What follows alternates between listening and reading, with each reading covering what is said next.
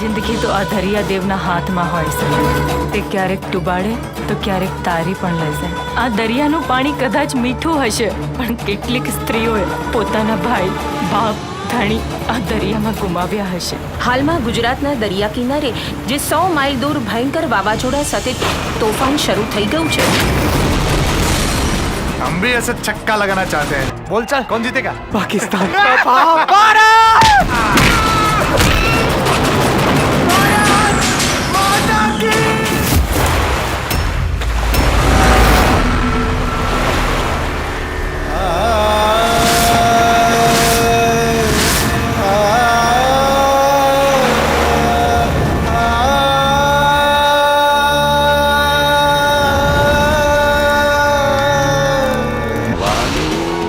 તને કેટલા આલુ અહીંયા પાછા આવ્યા છે ને તો મહાલાની જેમ ચીરી નાખીશ. કોક વાર ચણાની આરે છોતરા ખાવાની મોજ આવે હો.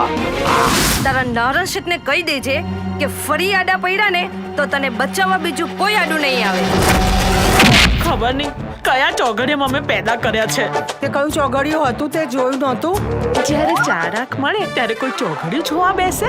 હેતથી ગૂંથેલી રાખડી તને પાનેતરમાં પહેરેલી જોઈશ. કા ભાઈ, તમને એટલી બધી ઉતાવળ છે પાનેતર પહેરાવાની?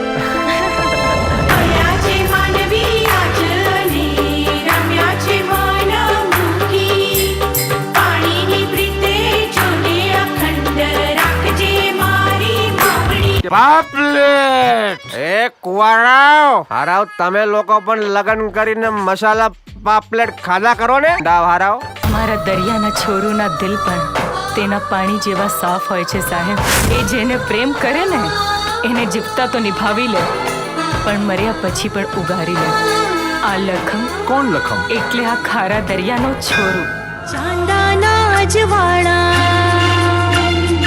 આંખોમાં જા.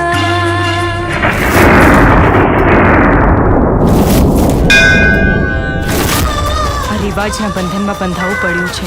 ગામને જરૂર પડશે તો હવે જવાબ નહીં, જડબું ચીરી દઈશ. અમારા ઘરના ઠામમાં ગોબો પડે ને તો અમે કહાણા પાહે નહીં પણ જાતે જ ઠોકીને હરખું કરી લઈએ.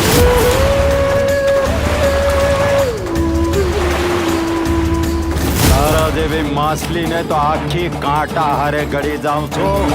નારણ શેઠ છે, નારણ શેઠ. બાકી આ જમાનામાં રૂપ અને રૂપિયો કોણ સતું કરે હે? આંખમાંથી નીકળેલા આંસુ તો લૂછી શકાય, પણ જે આંખમાં હોય એને કેમ લૂછવા?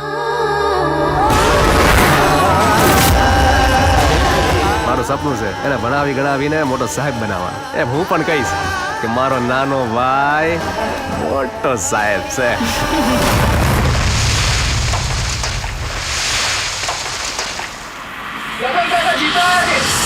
મને વાલો છે દરિયો